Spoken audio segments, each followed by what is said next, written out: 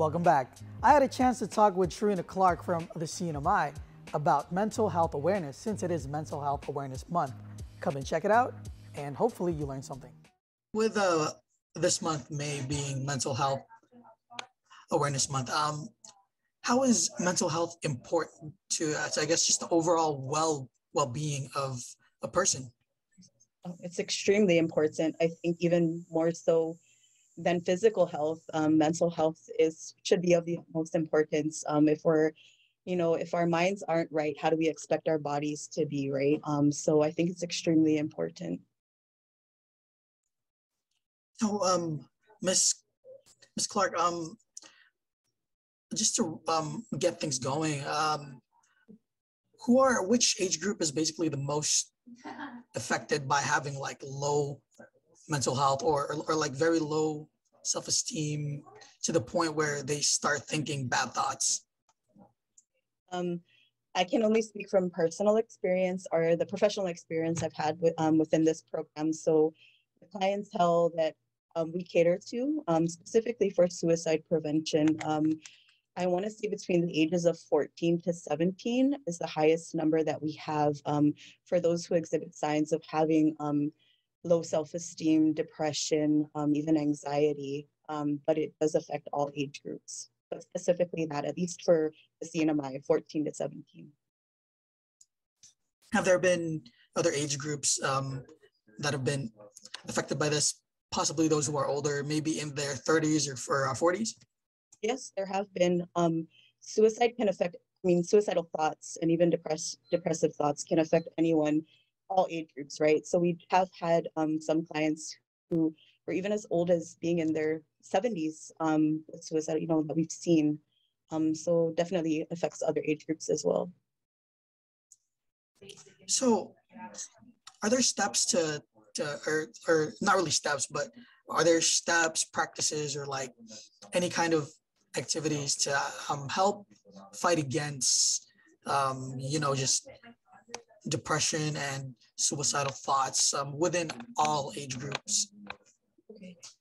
It would vary on the individual, right? What their preferences are, their interests and hobbies, things like that. But I think the most important thing that, suppose it spans all age groups is talking, right? And being there for someone. I think that's the most effective approach.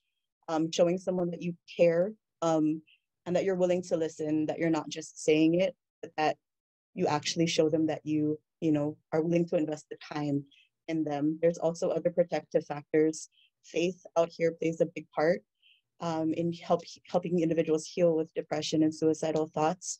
Also, there's exercise, physical activity, art. A lot of the clients that I've seen are really interested in art, and we practice art therapy, and so that has helped some of them, with the things that they're going through.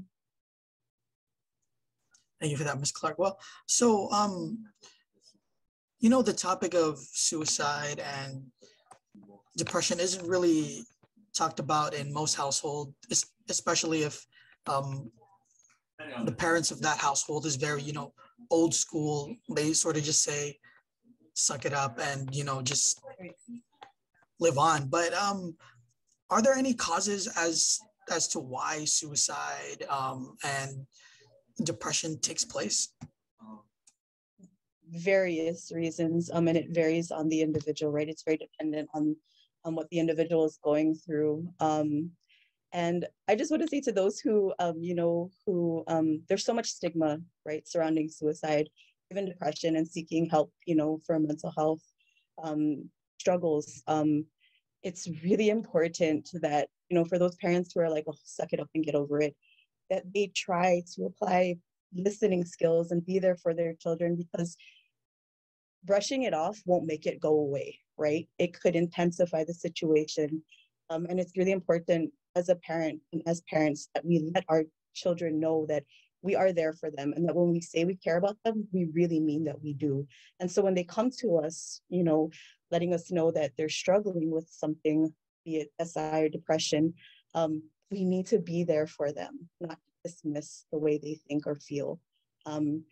No depressive thought is too small, right? Everything needs to be addressed and should be addressed. So, also speaking from personal experience, since I've had a couple friends who have come to me and like, hey man, my parents just dismiss my thoughts, and you're the only person I can talk to, which most people do nowadays, especially those who are in their teens or in their early to late 20s. Instead of actually going to family members, they would go to really close friends and just sort of disclose to them, right? Mm-hmm. Right. That happens a lot here as well. And then also speaking just from my personal experience, I'm an attempt survivor, right? And when I made my attempt, I didn't want to tell anyone what I was thinking or going through, which is why I got into this profession. So I think that if you're willing to talk to your friends about what it is you're going through, maybe you can have that conversation where your friend can, find a trusted adult, so that you can get the help that you need.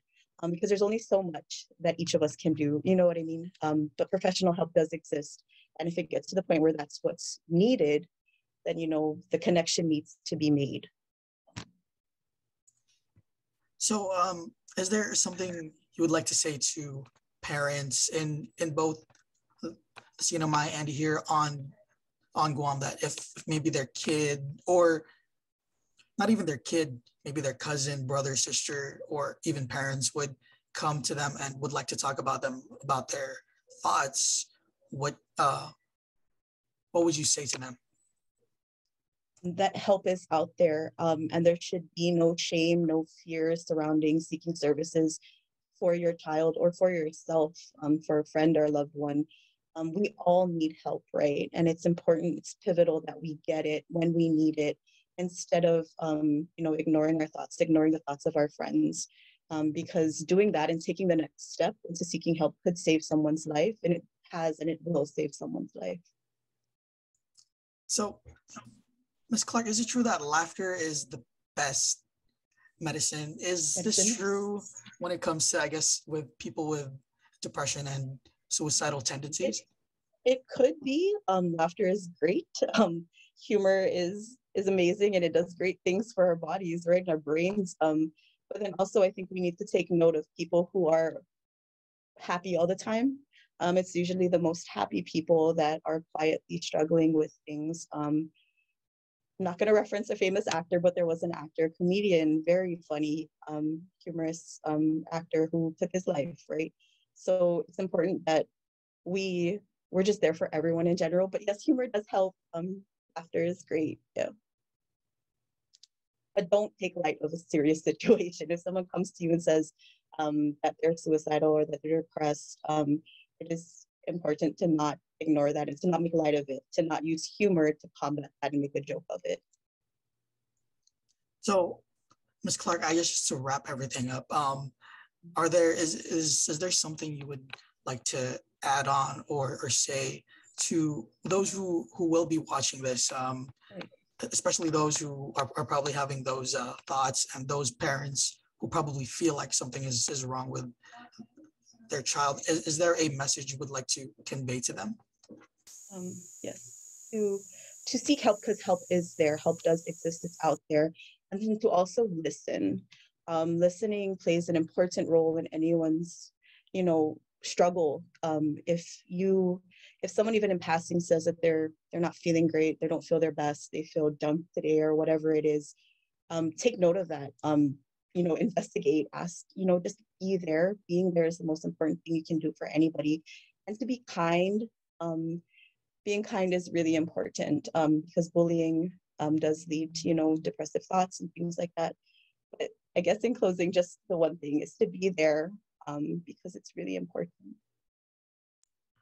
Well, since you did touch on the topic about bullying, this has been going on for quite some time. Even when I was a kid, I saw bullying all around me, and there are people, keep quiet about it, and they eventually snap. Does that come with, I guess, being depressed or suicidal? Well, I think that bullying can lead to being depressed and suicidal. It's definitely a contributing factor. So yeah, definitely bullying plays a big part. And it's something that I feel needs to be addressed more broadly addressed, especially in the CNMI.